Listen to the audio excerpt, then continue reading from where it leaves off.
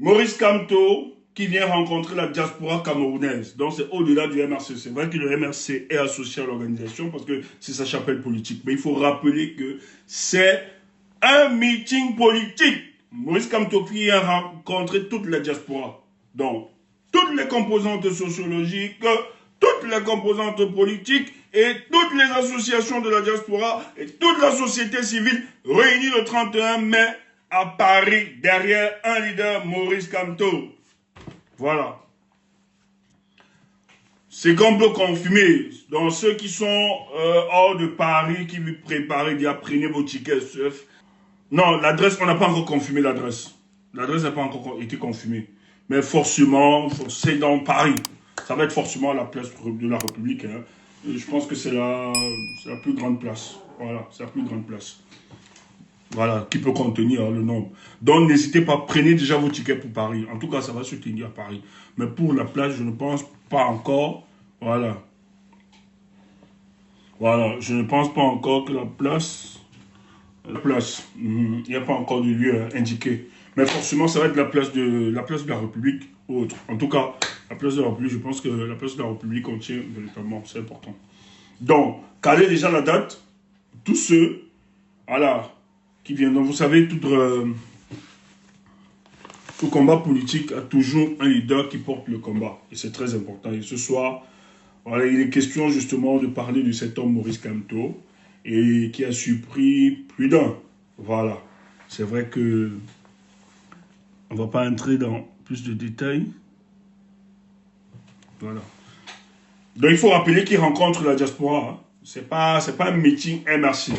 Ne fermez pas le président Maurice Kamto dans le MRC. Il faut savoir qu'il a aussi des militants, des sympathisants, des personnes qu'il aime bien en dehors du MRC. Comme nous autres. Hein. Voilà, nous ne sommes pas forcément du MRC, mais nous aimons bien ce que propose le président du MRC. En tout cas, ce que propose le MRC et son leader comme programme politique. Donc, il y a beaucoup de Camerounais qui viendront et qui véritablement le sollicitaient. Et il a répondu présent qu'il sera là le 31 mai de ce mois. Donc, exactement dans 26 jours. Voilà, il y a aussi là, voilà, l'APC Merci Kemda. Voilà, ceux de l'APC qui ne sont pas du MRC forcément. Il y a une coalition de partis politiques qui accompagne le professeur Maurice Kamto. Donc, c'est une organisation. Et vous allez voir que dans l'organisation, il n'y a pas seulement les figures du MRC. Vous allez voir les figures de la société civile, vous allez voir ceux du MRC et ceux de l'APC dans le projet. Donc, c'est tout un costaud projet. Il doit rencontrer la diaspora. Mais ce soir, il est question de parler de Maurice Kamto, un visionnaire. C'est très important de parler de lui ce soir. Un visionnaire, pourquoi? Parce que porter le projet du Cameroun, si vous n'êtes pas visionnaire, vous ne pouvez pas arriver. Je dis bien, porter le projet Cameroun. Si vous n'êtes pas un homme de vision, vous ne pouvez pas arriver à votre course. C'est très important. Et ma propre expérience, moi je pense que des hommes comme Maurice Kamto sont des hommes qui ont été sélectionnés pour ce combat.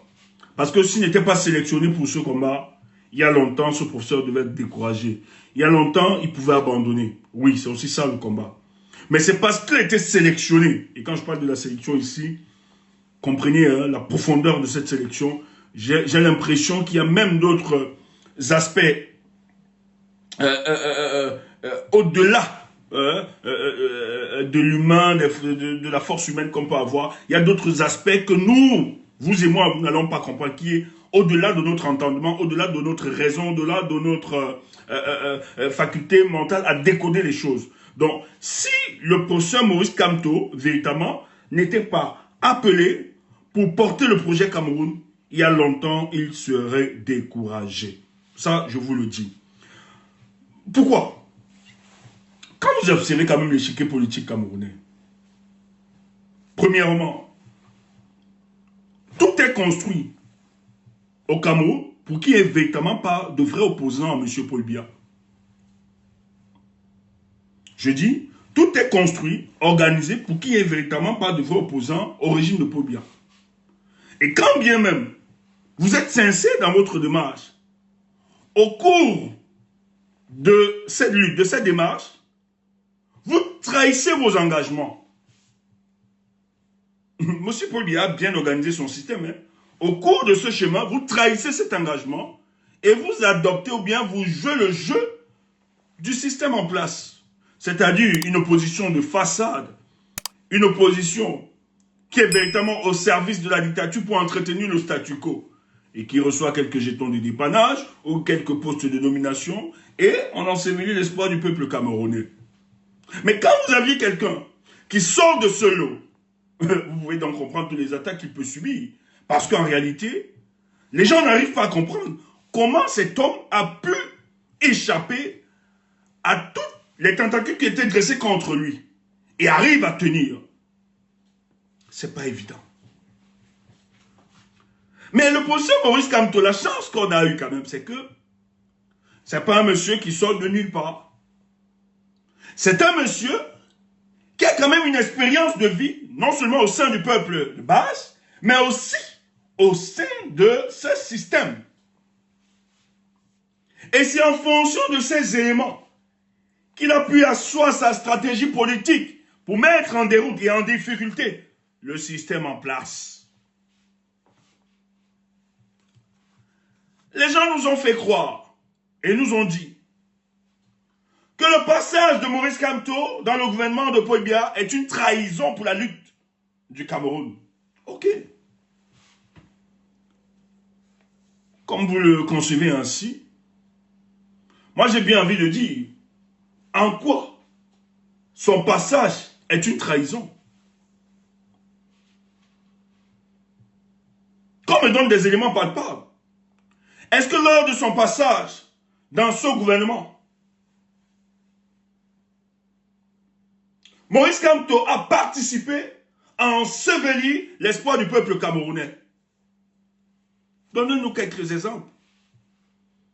En quoi a-t-il participé pour tuer ou pour détruire ce peuple?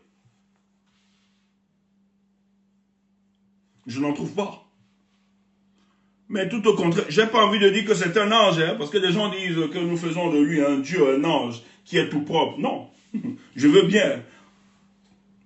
Oui, il n'est pas propre.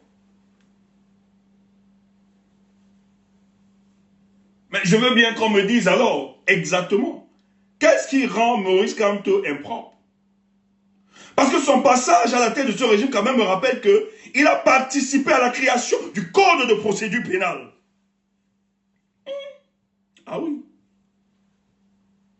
Il y a des abus hein, qu'on avait avant. Mais à cause du professeur, il a quand même élaboré les choses. Hein.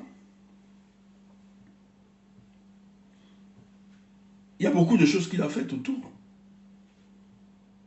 Mais il a permis au peuple camerounais qu'on rétrécisse de Bakassi que le Nigeria devait prendre. Et c'est là où il faut s'en tenir, il faut même caler dessus, sur l'affaire de Bakassi.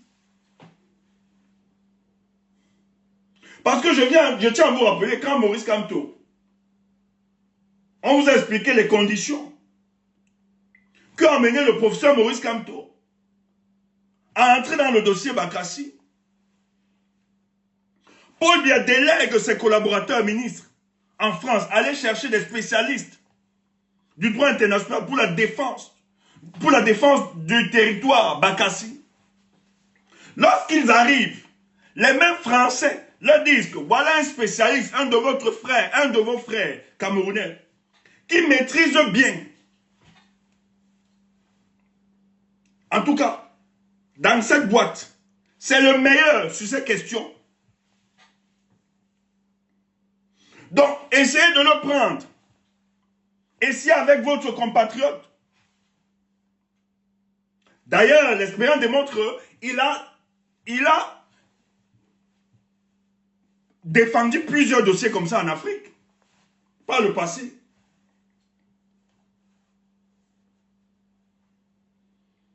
Voilà comment il se retrouve dans ce dossier de Bakassi.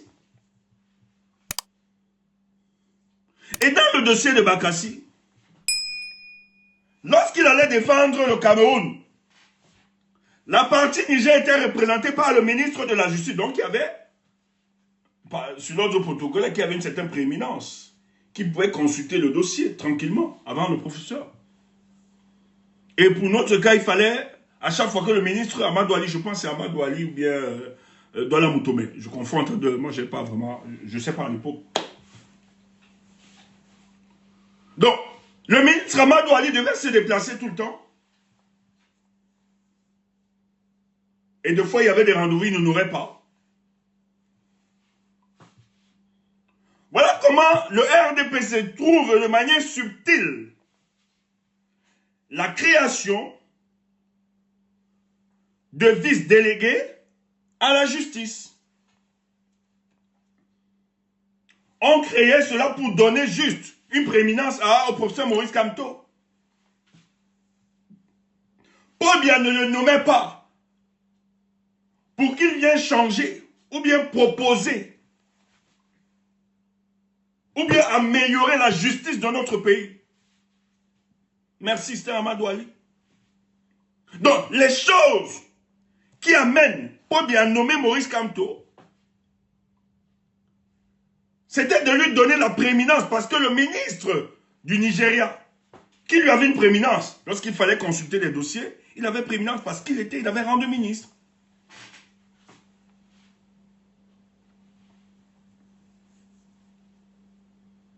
Voilà comment on lui donne ce poste. Il faut toujours rappeler cela. Quand les gens viennent dire. Parce que si Paul Biya voulait véritablement que la justice soit transformée, ils savent quelle est la compétence et ils savent l'intégrité de cet homme. On devait donner les clés de la justice à Maurice Kamto, mais il n'avait pas les clés de la justice. Il faut toujours rappeler, avant de dire qu'il est passé dans le gouvernement, rappeler comment il a été recruté, comment il a été nommé. C'est très important. Pour ne pas biaiser l'analyse.